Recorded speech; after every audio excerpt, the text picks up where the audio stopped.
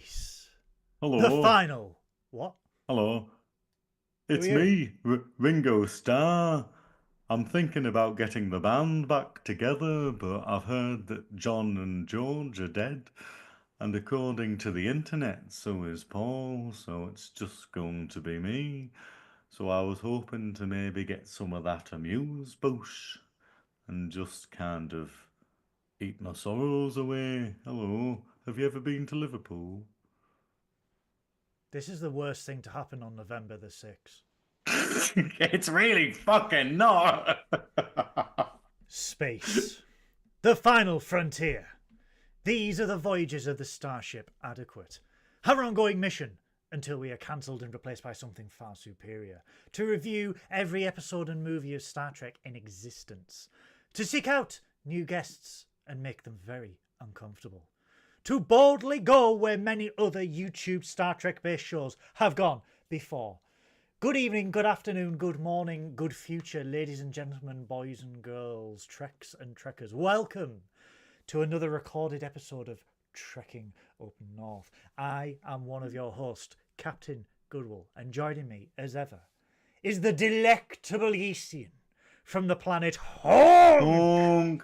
It's Ringo Starr. Let's Ringo Hello. Starr. Hopefully one day I'll be narrating Thomas the Tank Engine. I loved it when you narrated Thomas the Tank Engine. Why do we sound like we're from Lancashire? I don't. It's probably because I'm fairly limited with the I accents think I our can range is do. about limited, isn't it? It's fairly. It's if only it was the incomprehensible range of scanners in Star Trek, You where know, they just seem to work based upon plot devices. you know the dark episode where Thomas's friend Henry got bricked up in a tunnel. Oh yeah, I remember That's it well. shady as that. All right. Why do I That's it. sound like Gary Barlow? Okay. This uh, this is my What idea are of a these? great day out. This is. Oh, I maybe might go and get a 99, but Welcome to Trekking Up North. I'm your host, Captain Gary Barlow of the U.S.S. Take That. but to be fair, if anything, it's because of the terrible news that we've had earlier in the week, which is that America has, well, the forest has voted for the axe yet again, and we presumed the IQ of a nation was far higher than it was. Um, yeah, we are kind of. It's all we've been able to do is basically laugh about the horrible, horrible situation in the world because yes, I have been having to comfort a fair few American friends on this very dark, dark time for a lot of them. So let's have a bit of a laugh and let's just enjoy what we have before it's all taken away. Now more than ever, the world needs Star Trek, and we are Yeah, here and to review two speaking fantastic of wonderful episodes. things about to be taken away, Lower Decks. And Yeah, after these two incredible episodes that we're reviewing today, we're just sitting here being like, why is this not getting renewed? Like, why is this not getting another season? No reason, eh? Okay. these two episodes, because obviously, as you can probably tell, we are doing them back to back. We both Hmm. have very hectic time. What do they call them? Time. I don't even know the word. I am that tired. I, I, Um, I feel like Hectic all those people on schedules. I feel like all those people on the internet who just want to undo tweets that they sent years ago Yeah. about me being like, hey, once Mixed Drag's over, I'm going to have way more time and I'm going to be able to be like on the podcast regularly and we're going to be able to have them live on Fridays. Have I fuck? Like, has that is totally not the situation whatsoever. In fact, I was far better at being consistent having Fridays free to do the live recordings than I am now, and it's just embarrassing at this point. Just being like, "Yep, um, when I Normal. told you I would be free, I I've just lied." I've just realised my light's off. Hang on a minute. Oh, oh, Oh, oh, porn he's put mode. his light On. on. There we go. Mm. Um, yeah. So normal service will be resumed when we review episode 5 next week. It's just been a little bit hectic, hence why we are reviewing episode 3 and 4. And obviously, this is recorded, and you will see this on Friday, but we are recording ahead of schedules. partly, well, it all thanks to Paramount Plus, who has been incredibly generous in giving us advanced screeners of the last season of Star Trek Lower Decks. So thank you very much, Paramount Plus. And if you don't know already, you can catch the latest season of Lower Decks only on Paramount Plus. Links in the description below. Well, we are here to review episode 3, The Best Exotic Nanite Hotel. And Can I just say that is an Farms. amazing name? That is an amazing name. They do love their homage names. They really do. Well, both of these. This first one is a play on Best Exotic Marigold Hotel, and then the other one is a play on A Farewell to Arms. It's they love a pun. Well, we had Path Ferengi's Heart Place, didn't we, last year in the Inner Fight? But yeah, we'll get straight into episode 3, where the Cerritos is at the Cosmic Duchess, a hotel/resort the size of a moon, that has everything and anything. This is like Butlins on steroids for a load of people, or a clean Pontins. And we see that the Cosmic Duchess currently has I know something that's a clean Pontins. It's like, I know it's that actually hurt me at my core to be British. I've never. I'm not ready for a world where this dickhead's in charge for a second term, and also the idea that there might be a Pontins out there where someone's had a wash. Let's just not mention a dickhead and then camps. Wow. His family is German. We are so the visions for 2025, everyone. Fucking hell. Anyway, hurry up, Vulcans. So the Best Exotic Nanite Hotel, the Cerritos, is at the Cosmic Duchess, a large hotel/resort in space, the size of a moon, and it is currently experiencing a nanite infestation. So the Cerritos is there to retrieve this infestation. A good little A plot with the B plot of Ransom, Billups, and Boimler tasked with retrieving an AWOL Admiral, Milius. Yeah. I genuinely laughed out loud at this episode. It has some absolute bangers all the way through. With Billups like Billups trying to come with his alias name Manhandle. No, where they're working out what aliases to do, and he's like, "I'm going to be Gilbert Manhandle." With a gambling addiction. It just sounds like a name from like a romance novel. You know, the novels where they have like the man with like the torn clothes and the abs Chesty on the front. McBeefsteak and stuff like that. Chesty McBeefsteak. Yeah, it's like Gilbert Manhandle. But awesome. I love that it basically just plays with Billups's like blatant like sexuality, like just like his bisexuality, and he's just like, no, we will just play with this. Yeah, he is so unbelievably bisexual. It's so obvious, and I'm here for it. Chesty McBeefsteak is obviously Adam, so hi Adam.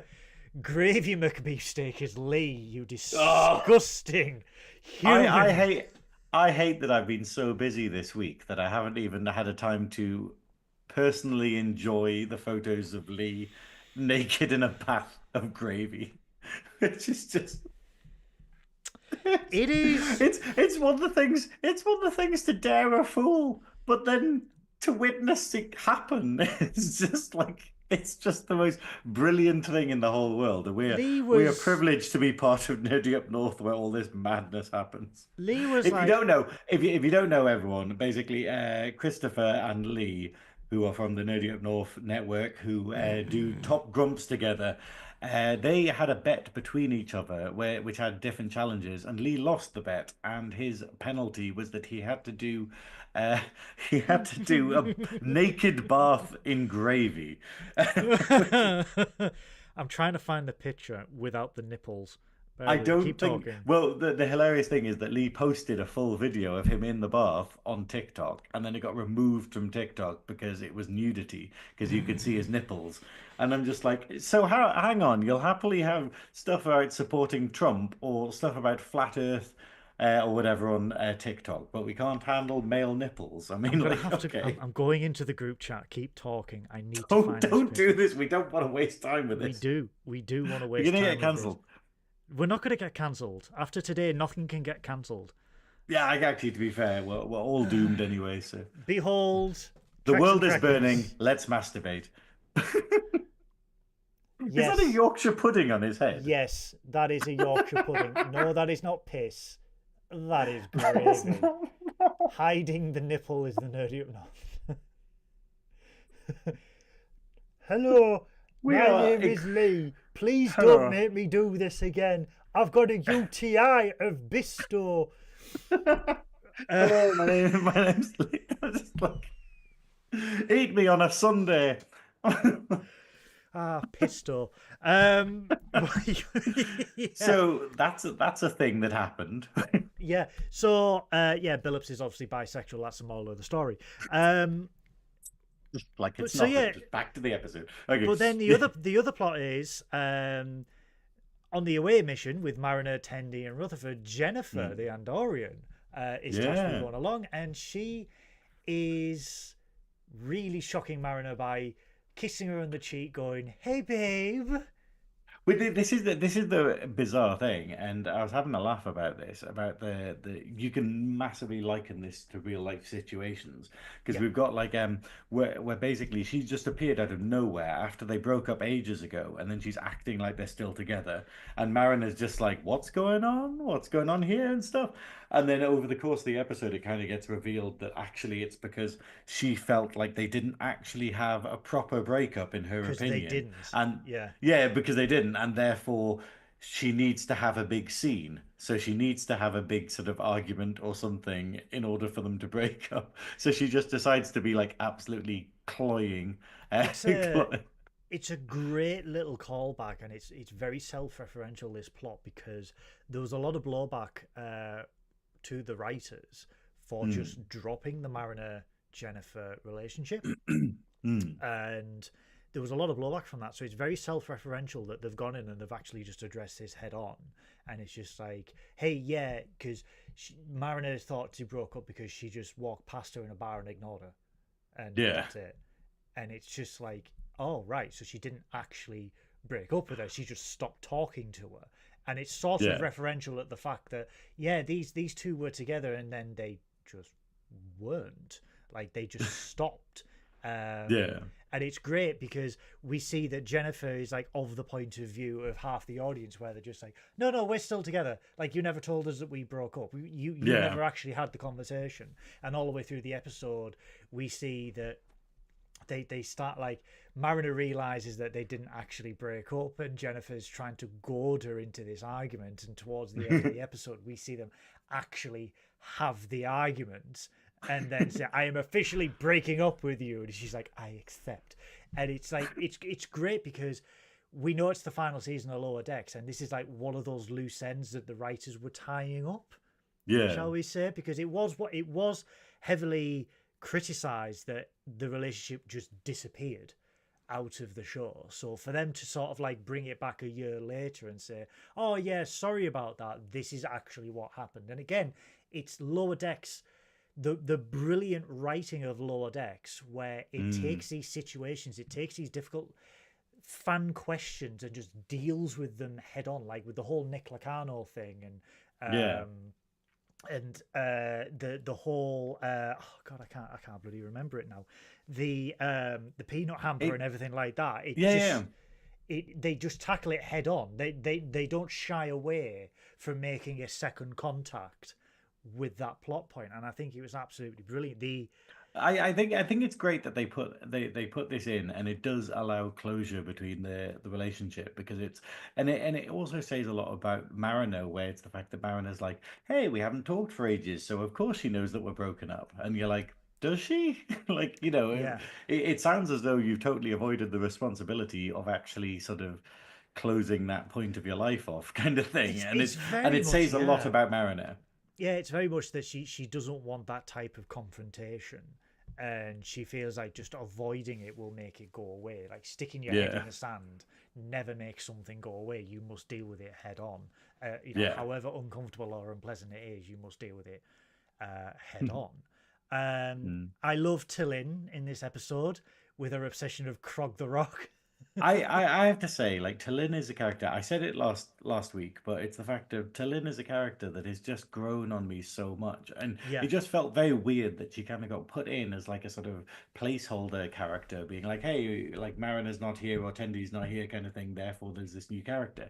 But then yeah. they proper fleshed her out, and it's yet another great example of how you write a Vulcan. Like how you write a Vulcan character, and it's great in this one where we get to She's see a bit just of a crack in been the armor where there is something that she actually really likes, and it's something obscure, which is this Krog. What are they called? Vibe pipes? Yeah, vibe tubes. There we go. Yeah. Oh no, he's back.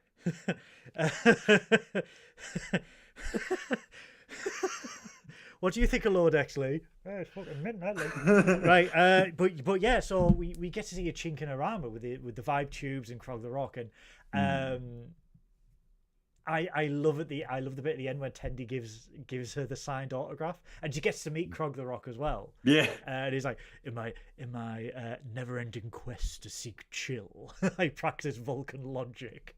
But she gives like Tendy gives her an autograph of Krog, and she's just like, this has no like scientific value. And she's No, like, no, oh, she's like, this picture has been defaced. yeah. It holds no value. It holds no scientific study. She's like, oh, well, I'll take it. No, I will keep it in my quarters on display for future Yeah. study. I love her so much in this season. I think it is. I think it's wonderful though that Lower Decks the writing is so incredible that it manages to make every character memorable. Even these characters that we only get for one episode. Like that's the thing. It's like in the second episode we're going to talk about, it has these characters. Well, in the first one we have characters like Krog. In the second episode we have the Klingons and stuff, and you're like, these characters could be happily revisited. These Yeah. characters could happily be regulars because of how well they're written and how endearing they are, and yet and yet they're probably not going to be. So Yeah. it is brilliant. The plot with Ransom Billups, sorry, Gilbert Manhandle. Yeah, but the problem, but, Boimler, Ransom, and Gilbert Manhandle. But That's here's the thing. Here's the thing with that plot. To be Though. fair, Ransom, Boimler, and Manhandle sounds like the weirdest legal firm you've ever been to. Or the best legal firm. But here's the problem with this one, because as they're about to board the civilian shuttle, Boimler sees one of his ensigns who has lost both of their hands and blames Ransom solely for this because he made him pick up a rock and he got swarmed by bats and had both hands cut off. Yeah. And he's just like, oh, we're like canaries down a coal mine. He always chooses us for the dangerous missions. So Boimler's got it set in his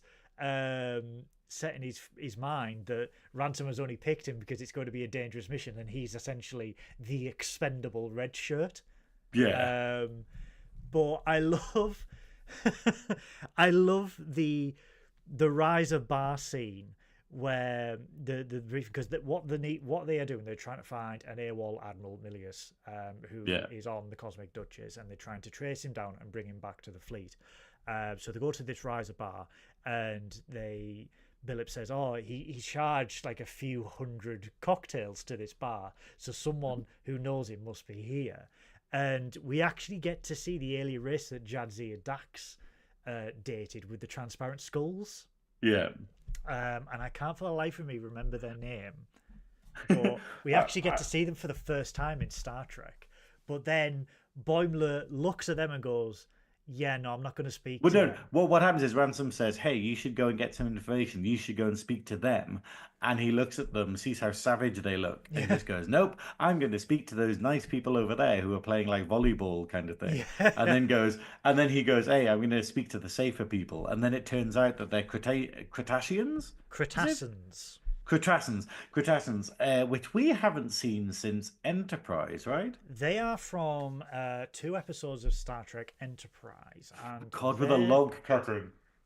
Yeah, with the log cutting and the dreadlocks. And their USP is that they find consumption of food and drink, very much like he's doing right now, disgusting in a taboo way. So it is worse than having the sex, essentially, in front of someone. So they find it very distasteful, very rude, and very disgusting. So Boimler goes over, and obviously he's got his alcoholic drink, and like they are absolutely disgusted. And then he just gets one of the crab cakes and just starts eating, and they're just like, "Oh, absolute filth!"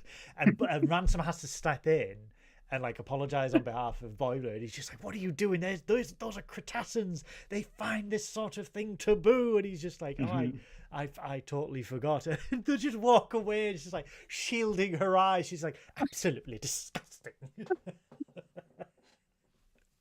But it's a great callback because it's an alien race we haven't seen since Star Trek Enterprise. The whole thing, and this is what Lower Decks does brilliantly, where it just goes, "Hey, remember this?" And it's not just a remember berry. It's basically it's a full-on kind of like going, "Hey, we're gonna flesh out this thing more. We're gonna take these races that we only mentioned once, and we're gonna like flesh them out." And yeah, I love it.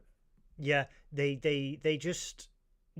are in the universe. They will exist, so of course you're going to see them around the quadrant.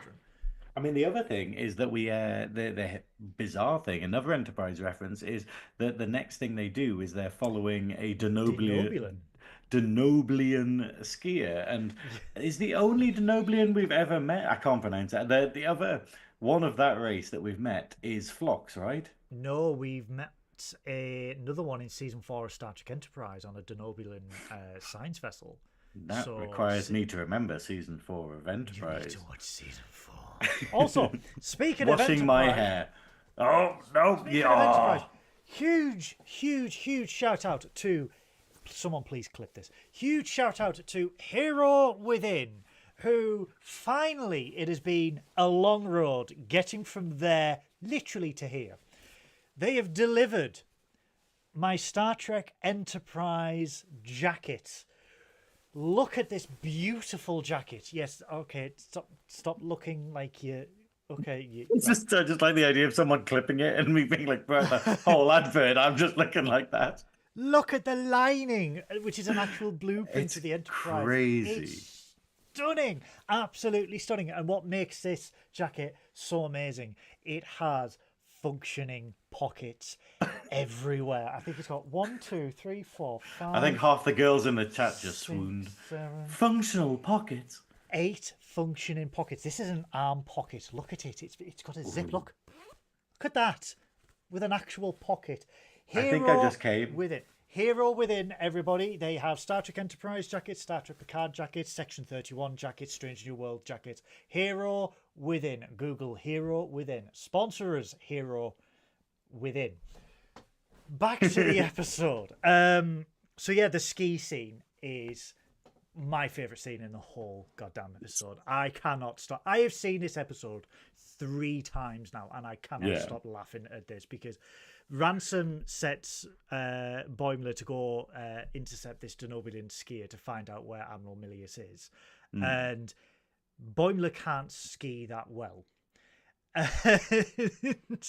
And he's chasing after the Denobulan, and he just loses all control, and he grabs hold of an alien's back, and he's like, "Can you help me down the mountain, please?" He's like, "Why are you holding my genitals?" "I'm holding your shoulder." "That's where my genitals are. Where else would they be?"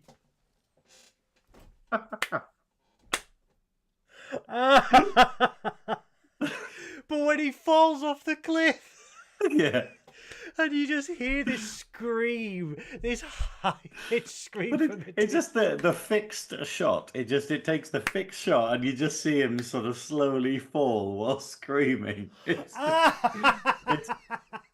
perfectly done humor. It's so incredible.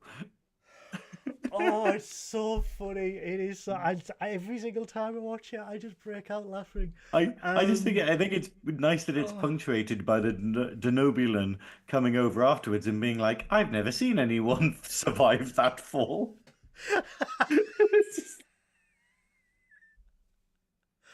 Oh, I love it. But yeah, he drops him in it because he's like, "Oh, well, that's my Starfleet training, being in space. My bones are less dense." She's like, "Oh, Starfleet!" And she runs away, informing the Admiral that Starfleet is. So Ransom is naturally pissed off. But luckily, Billups has been able to intercept the signal, which leads him to Camp AWOL. Camp AWOL, man. But they The have whole to thing. get there And via a lazy river, which I absolutely freaking love. How long is it going to take to get to the camp? Judging by our meandering rate, about 15 minutes. they're just they're just on these inflatable rubber rings, just coming down a lazy river and stuff. And then obviously Ransom Oh my like god. sends Boimler into the dangerous cave or whatever, and Boimler's like, "Why do I have to go?" But then all the rats get burst. They end up in the water, and they end up captured at the camp. So they all end up chained up at Camp AWOL. Uh, I love also that it's like they've got it where it's like welcome Platinum Elite guests, I know. and you realize the equivalent of like Platinum guest. Yeah, yeah. But I see that we see that Boimler confronts Admiral Milius, because Boimler is just absolutely, he is sick to death because he thinks he's Yeah. going to be the expendable one and stuff like that. And he confronts Admiral Milius, who went to AWOL because he never got any of the desirable, fun, exciting missions. His fleet was assigned to milk space whales. And the first thing that Boimler goes, "Oh, are you on about the tin can?" And he's just like, "All of them! I'm an intergalactic dairy farmer." I just love that Starfleet has a fleet that just milks whales. But I think the worst thing is even at the end where we get the resolution of the A plot and the B plot in this, it just has it where like has another character being like Admiral Bilius, but in my dimension you only milk whales. Oh, not in this one. No. Oh yeah, Oh my so word. he convinces Boimler to essentially stay at camp at AWOL, and basically convinces him that Starfleet would never give him the desirable missions. They would just Yeah. use him, that he's just expendable. And Boimler, with his recent events with Ransom, is sort of accepting of this. And I love the fact that Ransom has to convince Boimler that that's not the case, and you are you are wiry as hell, and we need someone who is extremely unhealthily prepared and wiry as hell on every mission. and and I love the fact that when he convinces Boimler just lathers himself in sunscreen to be wiry as fucking slippery as fuck to get to free Ransom and Billy. Yeah.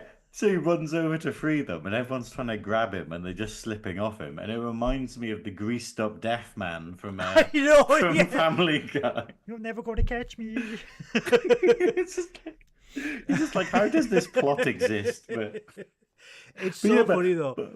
but effectively though, they capture Bilius, and then and that's the conclusion of the Well, B no, plot, because basically. they surround Ransom Oh god. and Boimler, and the Admiral is going to like all the other guests. He's like, "Kill them, murder them, sacrifice No, them." I wrote it down in Oh, go on. capital letters. It says, "Quick, my acolytes! It's almost happy hour."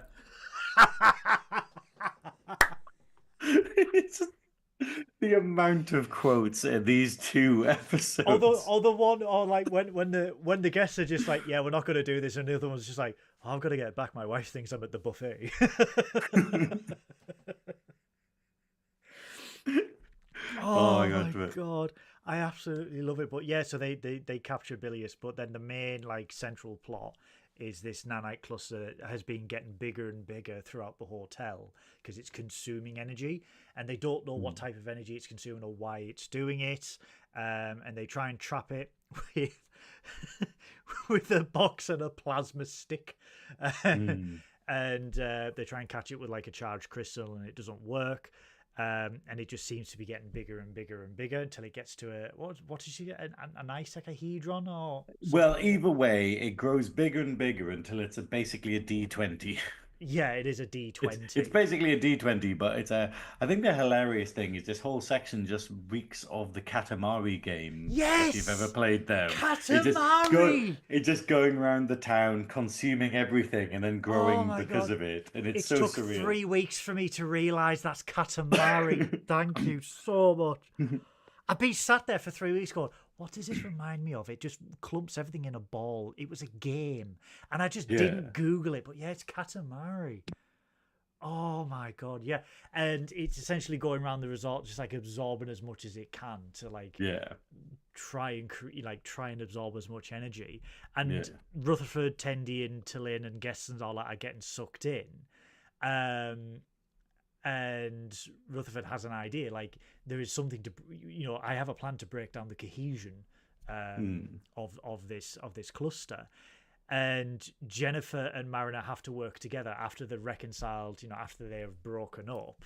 They work together to actually jump in to the nanite cluster, and they have the vibe tubes from Krog, and they just sit until it just like play.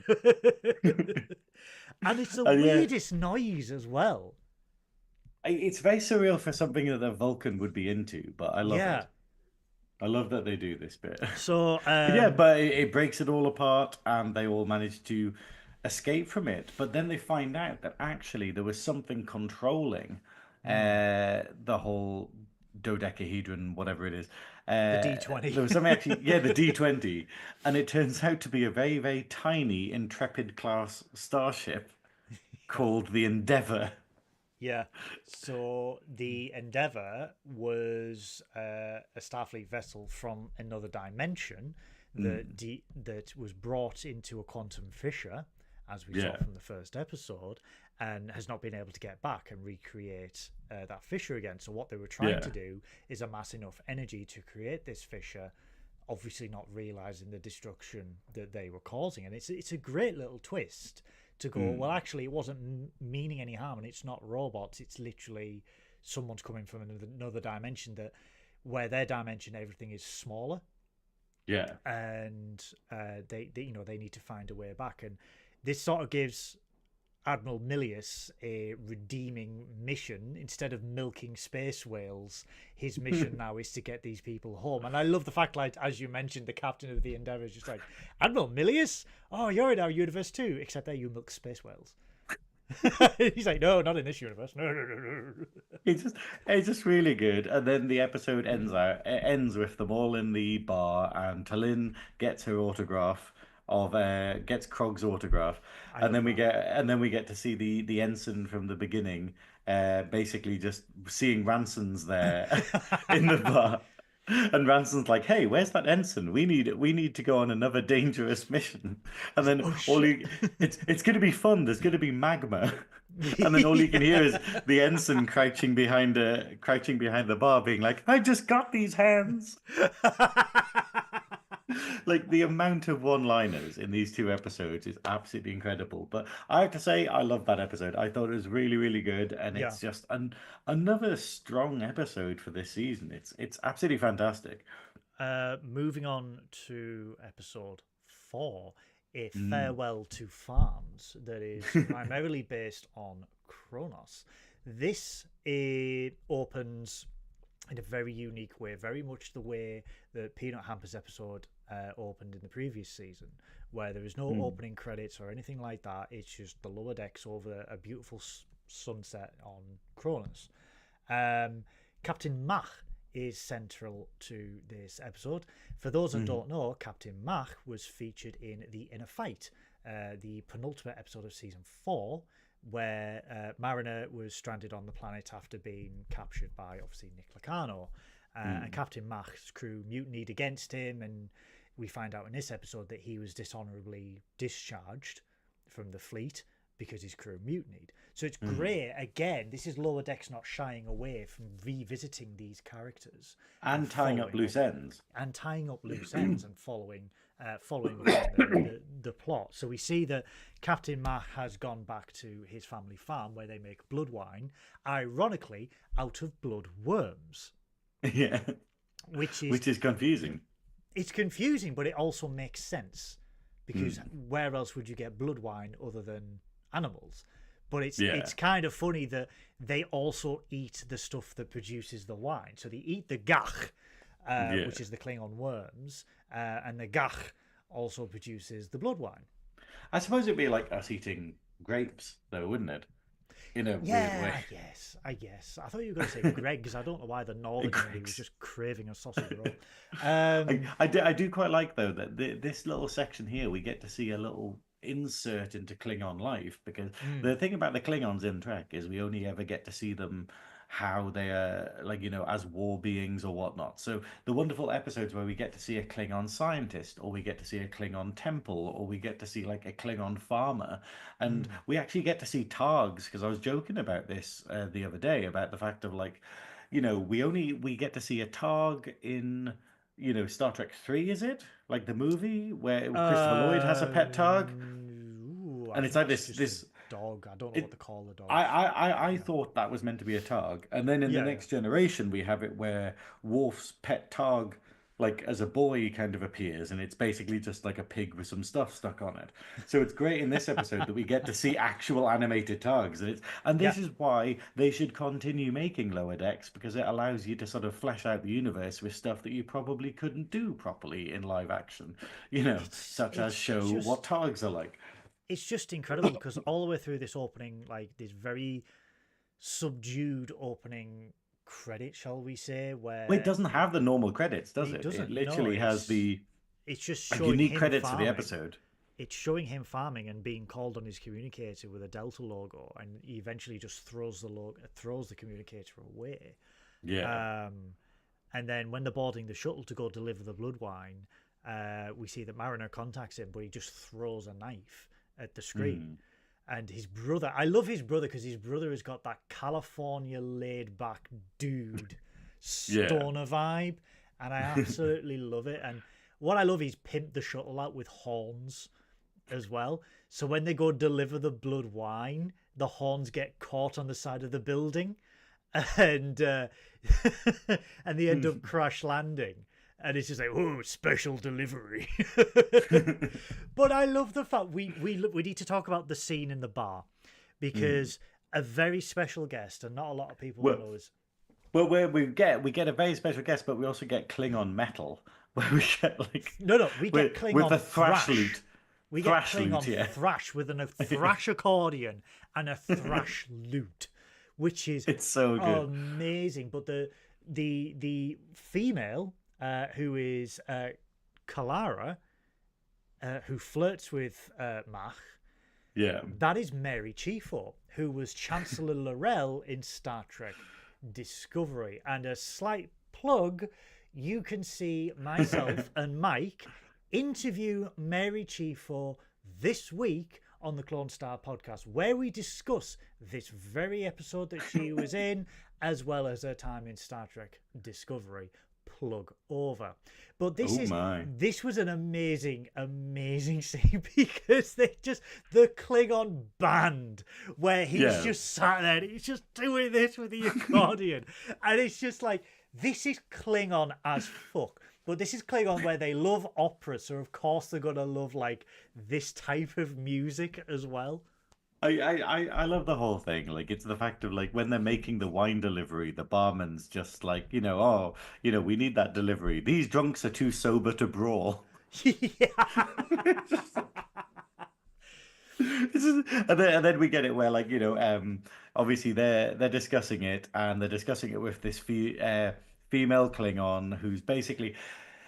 They're having a discussion about how she still wants to get with the captain, even though he's not a captain anymore and whatnot, and she believes in him and stuff. But then it all gets interrupted when Mariner and Boimler come in, and Mariner being her typical self and basically sort of taking the mick out of everything. Yeah, that's it. And it's like, and then Boimler has finally grown a slight beard where he now actually has a pencil mustache, which is better than the bomb fluff that he had in the previous episodes, which is quite good. But it's just I do love, though, there has this whole scene, and then it's like the Klingon's brother basically turns to Boimler and just goes, "This human is full of words." Yeah. And he's been thrown about, and Boimler is something has happened in Boimler because he's just like, the Klingon just thrown me, and you can just see him getting the shit beaten out of him in the background as they're trying to talk.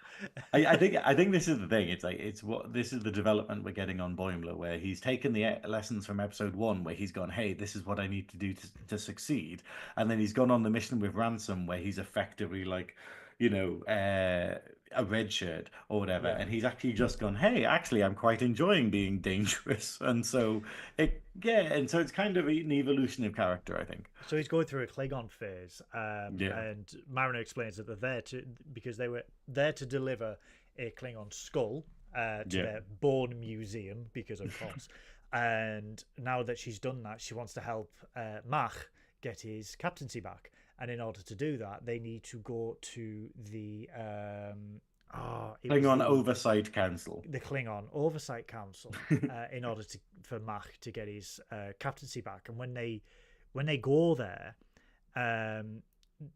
well, before they go there, Boimler says that they can enact a ancient rule where he can essentially, what was it, challenge the right of conscription or something like that? No, it's not. He basically has another one where he's allowed to basically prove himself as a warrior in a way to get his command back. So rather than challenging the accusations against what lost him as a captain, he can basically go, hey, I'm still worthy of being a captain through these. And their trials of basically physical endurance and sacrifice and whatnot. Yeah. So the first one, and then basically, the head of the council is the one who kicked him off, and he's very much kind of, I'm not wanting you to come back, and I'll do everything in my power to stop you getting back. But then the other members of the Oversight Council are like, no, let him have a go with this kind of thing. So they're deliberately making it the most difficult thing in the world. So what they do is they basically go, hey, you need to do the challenges, but with 3 other people in a team of like 4. And obviously they have Mariner there, they have Boimler there, and then Mariner goes out and grabs the brother and goes, okay, cool, you're going to do this as well. So the 4 of them then have to go through these Klingon challenges, which is basically the plot of the episode. Yeah, the brother refuses at first. He's like, I do not care for my brother. And he's just like, you will care for 1,000 Darsecs. And he's just like, let us do this. Yeah. And I love the fact they brought back the pain stick walk in the Next Generation. That was one episode, wasn't it? It's so deep-seated in Klingon lore now, and yet it was just one episode. It was just one episode where each phase, there are 3 phases, and the voltage of the pain sticks increases up to 30,000 volts. And Boimler is just enjoying the fuck out of this, despite the fact it's like he's essentially being electrocuted. But they get through the final stage, which is like 30,000 volts, which is like too much for any person. And I think it's really clever because because it's been set up for them to fail, where it's the fact of no person can actually deal with 30,000 volts. But then Boimler points out, like, hey, if we all team up together and we all sort of group together as one unit, then the 30,000 will be distributed between us and that we'll be able to handle it. And so after a bit of discussion, they do, and they all kind of group together and they manage to get through the challenge. And obviously, the Oversight Council leader is not very happy about this. I can't remember his name. Not very happy about this, but they still managed it, But then they get told that the next challenge is the next challenge is that one of the team has to be sacrificed. No, it's to round up their targ. Round up the big targ. Sorry, yeah. And Boimler's just like, I've got this, and just immediately jumps on the pig, and he's just like, I think I'm catching him. And he's just been thrown about everywhere by it. But they end up essentially the brother says everyone needs to grab on to each leg, and Mach gets thrown into the electric fence on the perimeter of the ring, but they are able to hog tie the pig, the targ. And the leader is just like, you are not done yet. You must trim his nails and purge his anal gland. And he's like, ooh, anal glands, I can do this. And it's just like, and Mariner's just like, about anal glands. Yeah, and Mariner's just like, no. Clearly this is his pet pig, and he's trying to get us to groom him. So no, do that yourself. And she's like, you're just making up stuff now to try and like make us fail. And then the final bit is obviously he then has to sacrifice one of his crew, and he immediately turns around and goes, I choose to sacrifice myself. because that way, in the Klingon logic, he will die with honor. So he Yeah. will regain his honor by dying in such a way as part of this challenge. But then what they work out is they work out how uh how skewed this all is, and then what the next scene that we get with them is basically they're breaking into the council overlord's like office effectively, and then they challenge him to the right of conscription, Yeah. which is something they've made where basically they have a fight to the death, and then with a bat'leth and axe and whatnot, and then it means that yeah, and then the captain beats him, and then he yields, and so he goes, right, cool, okay, I force you to be conscripted to my crew, so you're the one I'm going to sacrifice on the crew. And then, oddly enough, the guy changes his mind and goes, okay, okay, maybe you don't need to do the whole thing. But then stabs Mac in the back. Yeah, But this is one of the bloodiest episodes when you think about it, because we see Mac get stabbed in the back with the whatever it's called, the staff or whatever. yeah, Um, and then he's just like, "You are a coward," and he just stabs him straight into his chest, and you just see him yeah, fall back onto the throne, and just pink blood just yeah. everywhere. And I'm just like, for Lower Decks, this is like a little bit gory when you think about Well, it. I also like the fact of, because obviously I was joking when we did our review of, is it Undiscovered Country, where we have Yeah, like yeah. Klingons with purple blood, and we're like, Mm, Klingons have never had purple blood except for that one movie because they were mm. trying to get a PG rating. And then I like the fact that Lower Decks is like, we're bringing that back. Like, it's not been a big thing really, but we're going to We keep them with purple blood. we need to talk about my favorite scene, which is one of the Kronos scenes where the two bikers nearly hit, and Yeah. all you hear is "You experience beige, no, you experience beige." When I heard that, right, Well, I didn't get it. I I was literally like, what? this is such a deep cut, and this is why I love Mike McMahon. Experience beige is from the Star Trek The Next Generation VCR board game. Okay, where Really? where um the actor that plays, oh, I can't remember his real name at the moment, it escapes me, but the Gowron actor, he plays Yeah. another Klingon, but it's Gowron, shall we Yeah. say. And he's taken over the Enterprise and stuff like that, and he's set like the last remaining crew of the Enterprise on tasks, and one of the things is experience beige, and it's sort of like a task Yeah. that's designed to fit, like designed to make you fail. And the fact that they referenced a 35-year-old VCR game that only a handful of people would remember is so fucking beautiful to me, because I sat there and I was Wow. just like, experience beige, and I loved it because it was one of my Twitch redeems with that, where it's just like experience beige. Joe will know what I'm I on am. about. Jake will This know is what I'm on about. It's totally like, new to me. This is it totally new is to me. I love this. absolutely. I heard that and I just died, because it was just so perfect, and it was just like a 5-second scene. I was just like, done. I don't need to watch the rest of the episode. This is perfect. Good. Because I was But going to ask you about that. I will say that my favorite bit out of this plot line is like where Mariner accuses the councilman of just being like, "Hey, he's just fucking with us," and he just yells, "I'm allowed to fuck with you." yeah, It's just like it's just the plain honesty of it, and I or love the it. or the bit in the bar scene in the earlier episode where like Kalara leaves and Mariner's just like, "Whoa, what crawled into her boob window and died?" There we go. And I love the fact that they're referring to the boob window, the thing that's always existed in Klingon culture with the Duras sisters and whatnot. The Oh idea my of why do god! they have a boob window in their armor? It's to entertain And the Paul. fact it has a official canon name now of The boob boob window. window. That's why Paul loves Klingons. But my favorite plot, Oh and god. your favorite plot of this episode, is the Before we started recording, we were literally just saying the word amuse-bouche over the top, over and Amuse-bouche. over. Amuse-bouche. It's an amuse-bouche of an episode, and we're just like, what's amuse-bouche? It is the plot line where Migliamo and the crew of the Cerritos are escorting two highly regarded Cloacan food critics back to Cloaca. I needed a moment when you find out that their race name is Cloacans, and they come from the planet Cloaca. Cloaca Prime. Cloaca Prime. Oh man, I genuinely got Cloaca Prime. Oh my god. And they are the most snobbiest douchebags. They are so bourgeois. And they prepare the first meal that they prepare is like Cerritos specialties, where it's just like a steak and it's mac and cheese and sauce and stuff like that. And they're just like, oh, it's so bland. Why would you prepare this?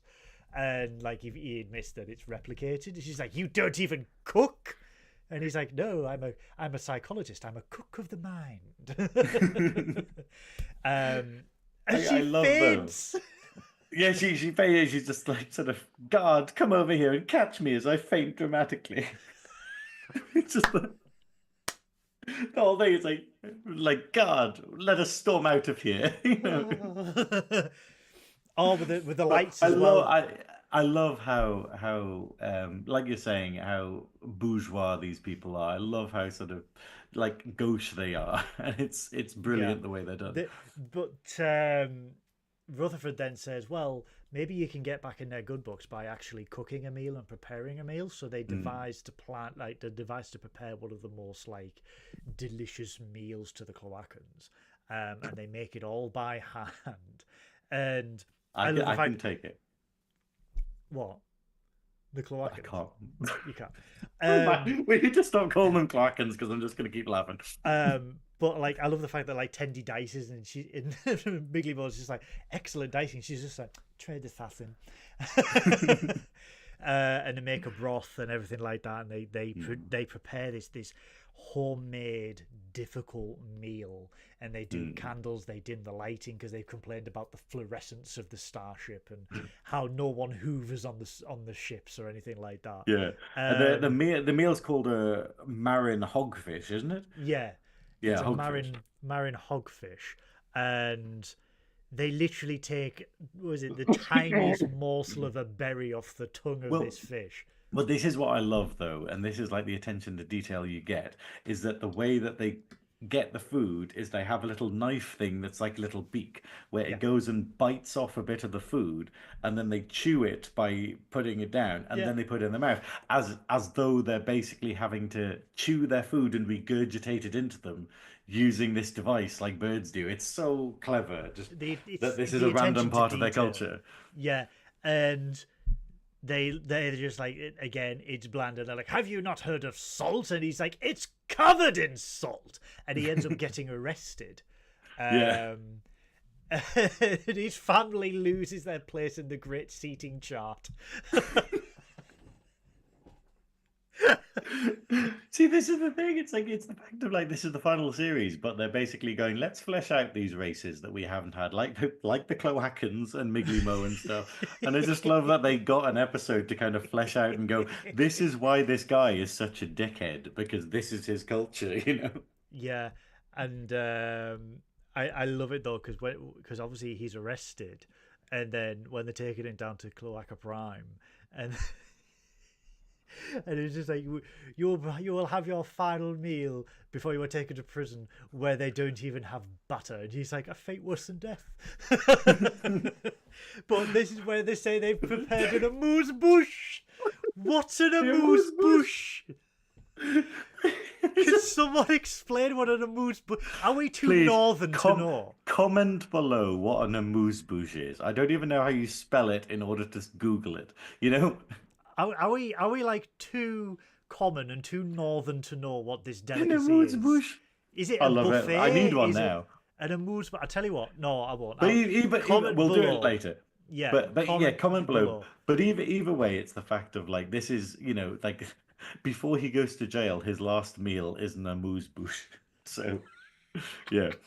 But what they have is when they get off the ship, they all get offered, like the guards of the prison basically offer the critics like some oysters, and Yeah, they basically go, hey, have these oysters, and then they eat them, and then they're just like, oh, these are delicious, oh, these are the greatest oysters we've ever had, and then Mariner basically steps out and goes like, haha, no, it's not Mariner, is it? Freeman. Yeah, Freeman. it's like Freeman steps out and goes, aha, we tricked you. This is actually just shit. This is Literal horse literal manure. Yeah, literal manure because that we've got. Tendi was researching their last reviews, and everything had just been like really bad. Especially one where Migley goes, "Well, how can that be bland? It's one of the most delicious delicacies in the entire galaxy." So Yeah. they set a trap to basically test the taste buds of these two critics, and they get the oysters from the guards and then do something and then pass them over. And what they've actually done is replace the oysters with horse shit. and And yeah, and then yeah, they can't tell the difference. So basically, and then the critics have to sort of come out and they puff their feathers up in fear, yeah, as birds are wont to do, and they basically admit that they've lost their sense of taste. They can't actually taste anything anymore, so they were just kind of guessing or sort of going on nothing, yeah. which is a massive deal to the greatest critics in the galaxy or in their race to not having a sense of taste anymore. And Migley, who was the cook of the mine, deduces that the stress of being a food critic has resulted in them actually losing their sense of taste, and they need to go under intensive therapy in order to regain that. So they agree for Migley to help them. But it is my favourite storyline of this episode because we get Migley race fleshed out, and we get just amazing performances all the way through, and we just get the phrase amuse-bouche, which I absolutely love. Why is it the last two seasons? Because last season it was you don't have to throw up in my mouth twice, and now it's amuse-bouche. I love Migley so much. It's such a bizarre character, and I absolutely love it. I mean, the thing is, I don't know which is my favorite plot line from this episode because I think they're both really, really funny. Like, I love the snobbery of the critics, but I also love the Klingons and whatnot. And you have stuff like "I'm allowed to fuck with you," but in the other one, right at the end, when you get it, where the captain's got his rank back and whatnot, and they're still on the farm, and then the brother basically sort of manages to gets loads of bones to customize their new ship with, but then trips over them, and then off screen you basically hear him say, "Help, brother, I'm falling on the bones." And then just as it's fading out, he yells, "I can see Kalis, but the original The one." original one, he does impressions. which is which is the most bizarre reference to the sort of like not the cloned Kalis from like DS9. But we also realise that the true intentions of Mariner and Boimler being there was that they needed to study a quantum fissure that had appeared in Klingon space, and the leader of the council wouldn't allow any Federation presence. So by Mach offing him, they were allowed to gain access to study these fissures, which turn out to be deliberately made. They are not natural space anomalies. Which is continuing the plot of the season. So this is the I would say, very minor at the moment, overarching plot that we've got for season 5. So it'll be very interesting to see what this is and what it entails. But for now, we have had 2 absolutely amazingly funny episodes with wonderful deep cuts. I mean, experience beige. Not even Science Officer Synoiz knew that.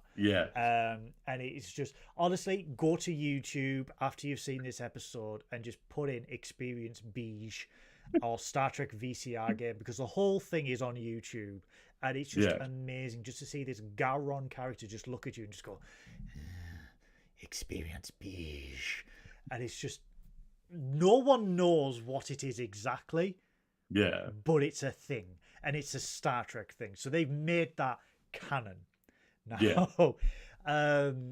So yeah, these are two fantastic episodes of Lower Decks. They are hitting it out of the park with the last 4 episodes.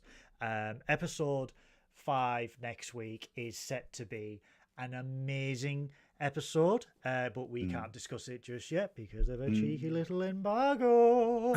But we will be here next week reviewing that episode. Is there anything else you want to add off the back of these 2 episodes? Nothing. I'm totally done. I think we've done everything. I'm still laughing about Cloaca, but it's been both these episodes are absolutely amazing, and I love Lower Decks. It was an amuse-bouche of a review of season 5, episode 3 and 4 of Star Trek Lower Decks. So without further ado, I would like to thank my wonderful co-host, Science Officer Synoiz, for being Hello, here. I'm Ringo Starr. Sorry. Oh no. Oh no. We will be back next week on Trekkin Up North to review episode 5. It will be another recorded episode, so we apologise for that, but we have hectic schedules. You can see Synoiz all over the place. He does the Nerdy Up North quizzes, he does Twitch. The links below to the Velvet Snatch and the Velvet Snatch YouTube channel. Will you be twitching anytime soon, or is that a no? Probably not. We'll work it out. Great. I really want to get back to it, but yeah, no idea. You can find me, obviously, on Trekkin Up North. You can find me on the Clone Star podcast and The Search for Trek, where I do On This Stardate with Captain Goodwill. And soon, very soon, once I get things cleared, I will be starting The Search for Trek Twitch, where my first game will be Star Trek Elite Force, the age-old PC game from nearly 25 years ago. That is horrifying because I remember playing that brand new. But without further ado, I have been Captain Goodwill. He has been Science Officer Synoiz. I want you all, especially right now, look after each other, take care of yourselves, and as ever on Trekkin Up North, Miles. Amuse-bouche? Miles. Amuse-bouche. Do you have an amuse-bouche? I'm allowed to fuck with you.